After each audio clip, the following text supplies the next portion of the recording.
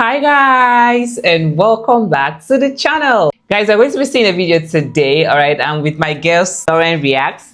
All right, so we're about to check out a video, and this is titled Russia after sanctions, after the 2025 sanctions. All right, so I think this is going to be your first time checking out what sanctions are in Russia. Okay, so without further ado, please subscribe, and if you find this video interesting, do want to like, share, and subscribe. All right, so guys, let's jump in.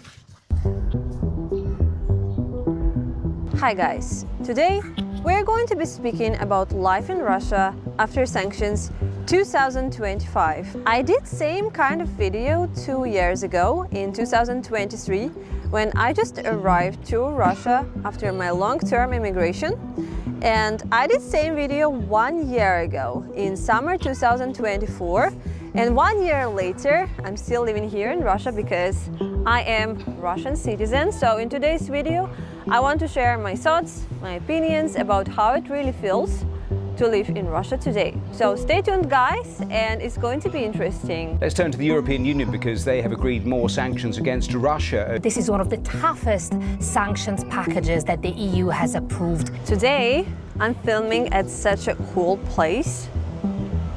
Long time wanted to visit this big statue. Look how big it is, guys. It's original USSR sign, and it says here SSSR оплот мира. It may look like I'm not in Moscow at the moment, but actually it's the heart of Moscow. It's not far from a Gorky Park. This park called Museon. Recently I reacted to the Gorky Park blogger traveling to Russia. This is probably the most unsure I've ever been going to a country, but once again guys, I have to preach what I teach, and that is that to understand the country you have to travel through it, and so we're going to see what the real Russia is like. From the Western world it feels like you have guys a lot of emotions about like Russia is very close, something like that. Scary country. It's like almost every person who want to visit Russia or go into Russia with these thoughts of being like terrified to visit us. That's why I have inspiration to make this video. Let's speak about our first topic. Let's speak about traveling to Russia, foreigners in Russia. So it's really true that if you will be coming to Russia, probably you will be detained in the airport. This is a real fact because some foreigners that I've been speaking to, almost all of them, they said if they arrive to Sheremetyevo airport, yes, you will be questioned if you're from the Western country, the UK or US. Most probably they will take you and put you to the room and will ask you some questions. I can't really say if it will happen to you if you're from like more friendly countries, maybe from Southeast Asia. I don't think they are doing this with every tourist who arrived to Russia. But I did a video with other vloggers from the UK, and they crossed border in Narva, and they said they haven't been questioned at all at the walking border to Russia. So normally it happens, I guess, only when you're traveling here by airplane. It might be really scary to be interrogated by Russian immigration officers, but at the same time I understand why they're doing it. It's for the safety, and in current situation you don't really want to get wrong people inside the country, because maybe there are real I think they're just doing their job that want to come here, so you need to just double check for security reasons. They need to be and careful. I don't think it's bad idea. After you pass the immigration, I think when you're inside Russia there is nothing to be scary about, because inside it's pretty normal. It's pretty safe, and if you abide by the law and you're just nice, a polite person, nothing is going to happen to you here. How sanctions affects our life at the moment. It's been a pretty long time, so I think we don't feel effect anymore. It still feels because our banking system is still disconnected from other world. But yes, we can buy a Like this sanction thing, it has been on Russia for the longest. Like I reacted to a video and someone actually commented that Russia has sanctions from way back 2014. So you can imagine how long, they've had sanctions, and they have like the up game to has like been 25 years, up to 25,000 sanctions on their country. So let's see how it currency goes. here in Russia. We can buy USA dollars, we can exchange money.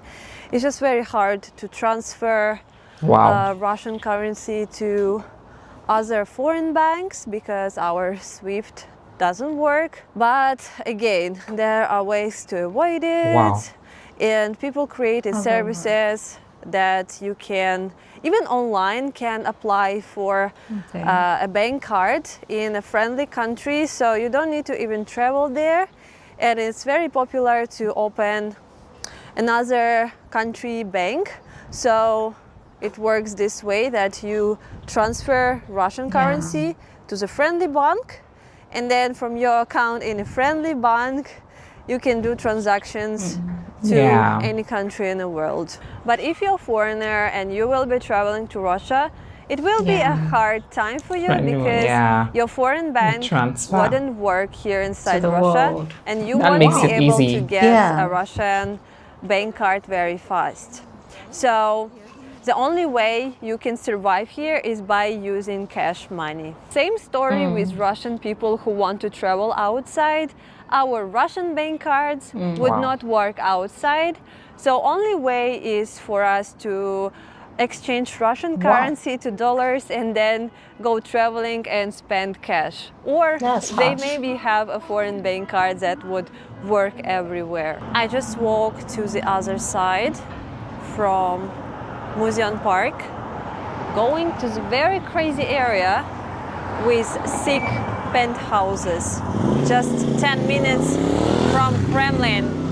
So the real effect that we feel every day from ongoing special military operation, is how they call it, is that our maps and GPS so many things are not working in Russia, in Moscow specifically. I think every big city now has this system where they interrupt drones flying to Russia. So every phone, every device has missed up location. It works everywhere. Basically, your devices, like your laptop, your headphones, any device will be located somewhere else, not in the real location. Because drone danger still exists. We have some cases when drones hit buildings and it kills people. It's very real. Moscow feels pretty normal because it's very well protected, but in the neighboring cities such as Belgorod, of course, it's more dangerous. So if you want to be safe, you can visit cities such as St. Petersburg and Moscow. You will be fine, but just don't go to the bordering cities with Ukraine. It's very, very annoying that map doesn't work anymore. Maybe somewhere in the far east of Russia or far north, maybe they have a normal signal. But as of Moscow, have a trouble to go streets when you don't know the location. You want to order a taxi, you cannot understand where you are, and it's impossible to navigate because Moscow is like 20 million town, like biggest city. 20 million town. Honestly, that's a lot. You can imagine being in a biggest city without a map. You just will be lost. But it is how it is. You need a good VPN before coming to Russia, because we're here going our own way, very similar to China. So to access some social medias, you will need a VPN. And the most popular messengers in Russia. Currently at the moment is Telegram, created by Pavel Durov, Russian man. He's very Oh, famous. Wow. oh, this So- video is actually informative. I just got Honestly, to know something. that Telegram was actually created by a Russian person. Yeah. And it's actually going viral. Like Yes, everybody. I have Telegram on my phone You too. don't say. Wow. Wow, this is really Okay. interesting. This is nice. And we like to use WhatsApp here, but currently at the moment they blocked calls in Telegram and Wow. WhatsApp, and it's for real. When I tried to call my mom, I couldn't do it. But as far as I understand, if you have VPN on your phone, you still can do calls on those messengers. And our internet becoming more closed, it feels like more in China, and government tries to promote our Russian messenger called Max, but I didn't try it yet, so I cannot tell you if it's any good or bad. I need to check it out. Look guys, it's the most famous cathedral of Moscow. Oh, Very So long beautiful. time. It has been closed for renovation, but now I can see the first oh, facade. First part is open, and I can tell you it looks like very high quality. It looks very new. If we will come closer, I can feel even dust on it because it just was freshly done. so they're doing some Amazing work. renovation. Yeah. So I think after this renovation, it can withstand here another 500 years. Площадка под куполом храма Христа Спасителя. Подъем на лифте.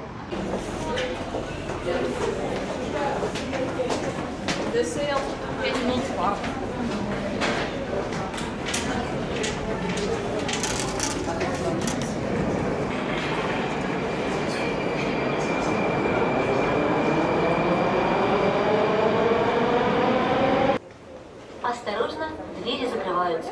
Следующая станция – Фрунзенская.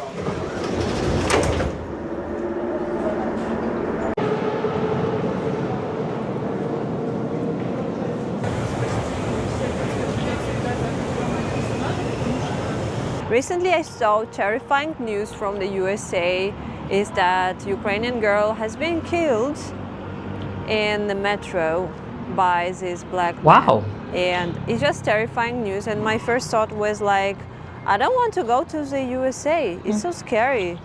And it's Wow, I did not hear that like a Ukrainian girl was killed in a US metro.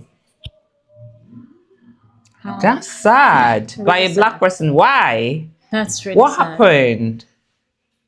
I didn't Please get let us know in the comment section about this. Like I have no idea about that. So let us know in the comment very section, hard to please. imagine that something like this would happen in Russia. Okay, in Russia.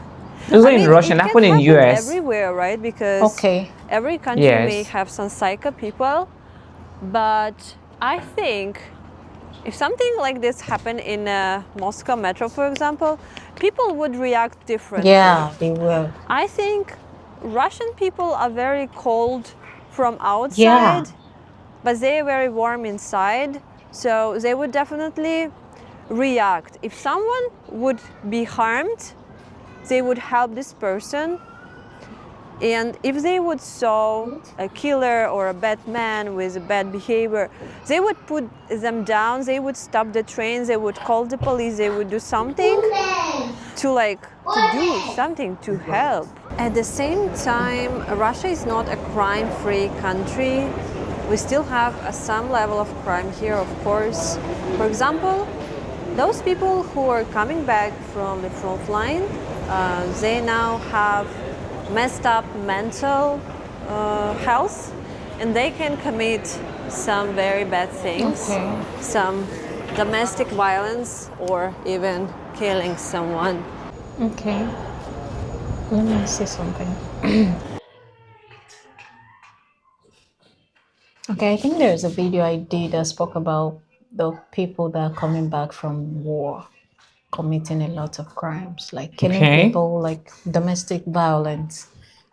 Is that what she is said. that the effect on people that are at the front line of war? Like Yeah, something like that, that they get mentally unstable, which kind of make them to harm harm people? people around them. Wow. Because, you know, they get brutal out there.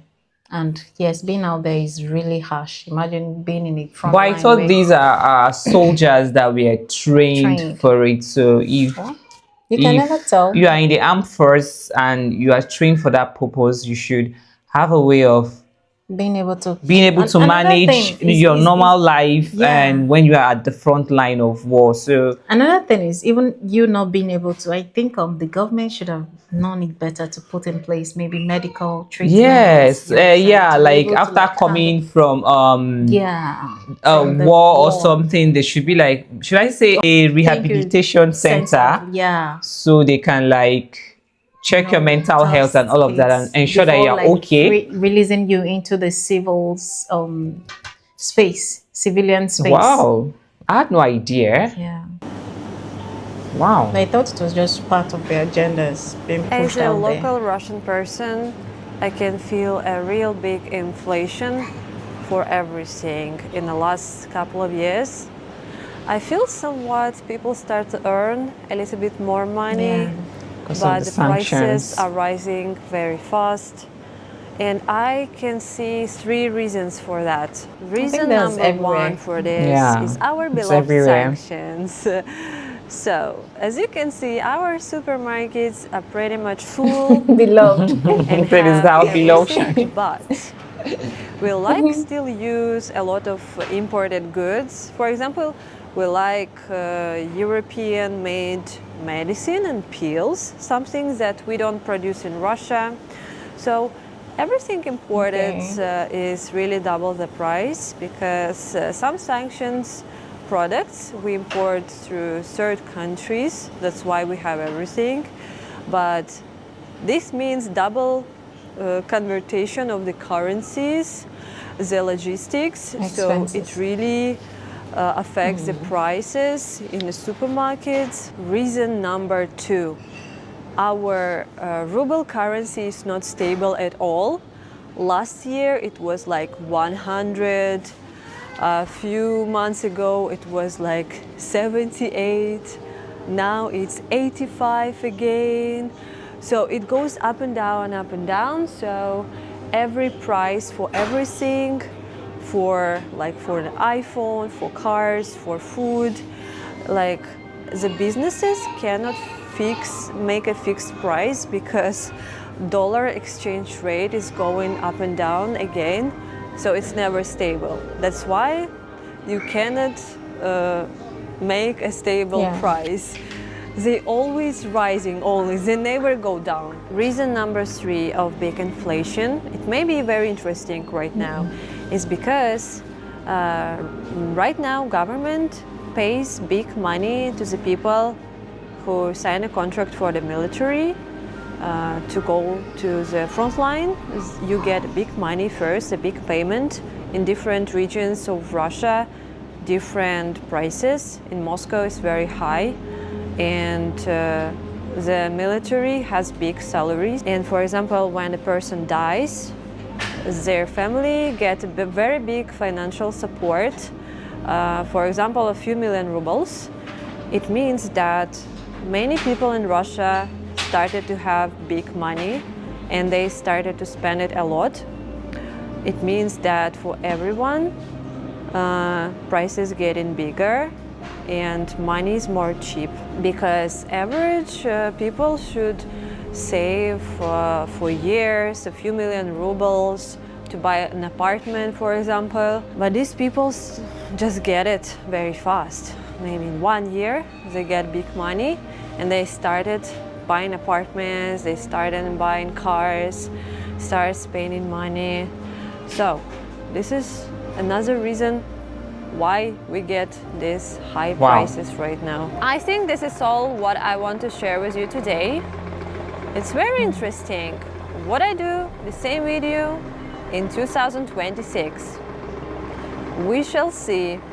And if you want to join my journey here in Russia, you can subscribe to my channel down below. And if you're interested To learn something more about me, Lisa the Russian, you can go and watch previous vlogs on my channel.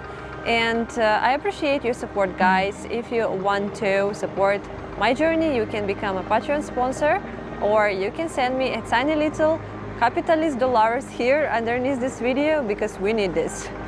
Thank you so much, guys, for being with me until the very end, and I will see you very soon in my next one. Bye bye.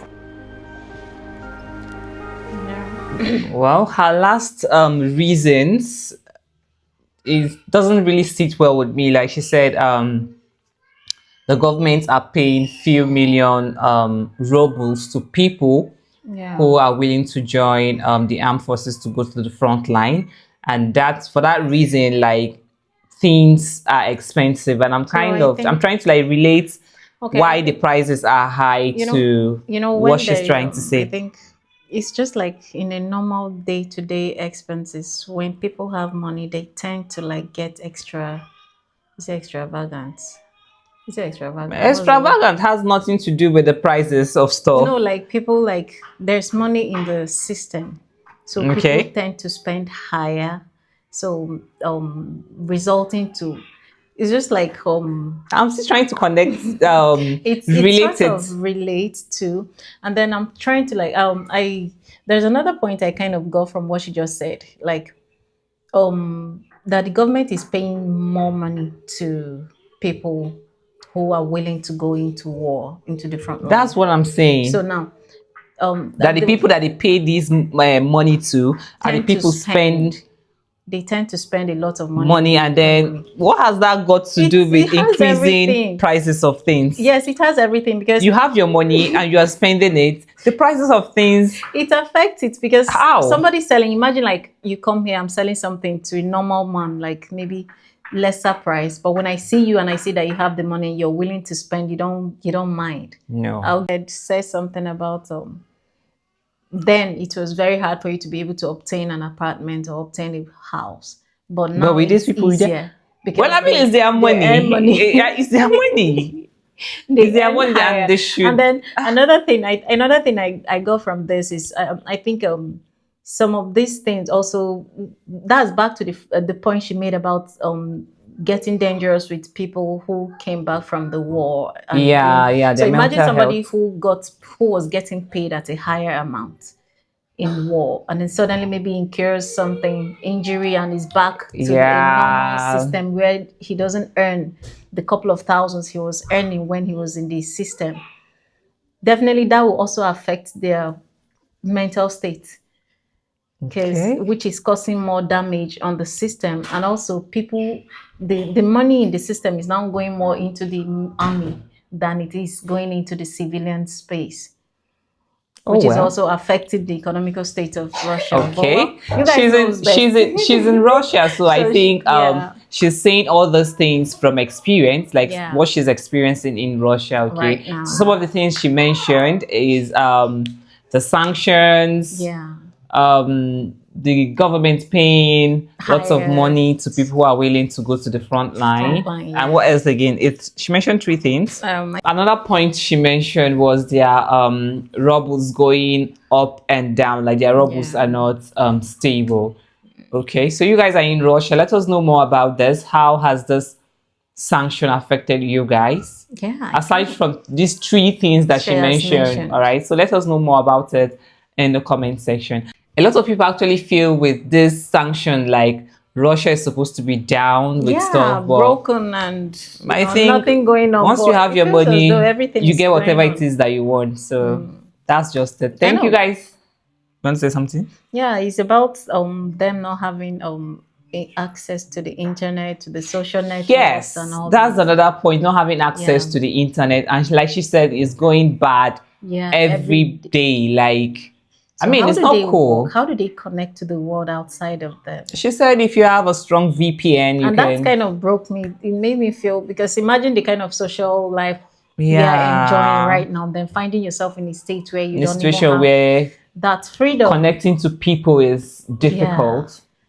Oh, And well, then I learned something in this video that Telegram is from a Russian person. Interesting. And then about the fact that she mentioned people from the UK or maybe other Western countries being sanctioned. Is this questioned or what's it called? Yeah, being questioned at the border at the or border. detained.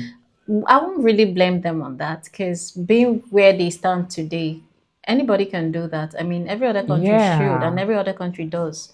So you can't really blame them for Yeah, that. you need to like protect your country at Yourself, all yeah. costs. Yeah, Okay, so safety first. Safety first, If they weren't doing that, I don't think the safety inside won't be there. I don't think the Russia that we know now will still be the Russia. Honestly, because imagine they are breaking you on the surface. So they will definitely do everything to get inside and break you. So the piece, the part of you that is still standing and still living as though nothing is going on the outside. Yeah, so I think if you're a foreigner and you are going to or planning on going to Russia, you are scared about being detained and all of that. I think they are doing their job, and if you are being detained, they just need to ask you a few questions and all of like try to assess you to see that you're not a spy from the Western world. All right, so I think it's normal. Reasons. Okay. All right, we had a great time checking this video out. All right, share your thoughts, your comments, your opinions in the comment section. All right, thank you guys for watching and see you guys on our next one. Bye.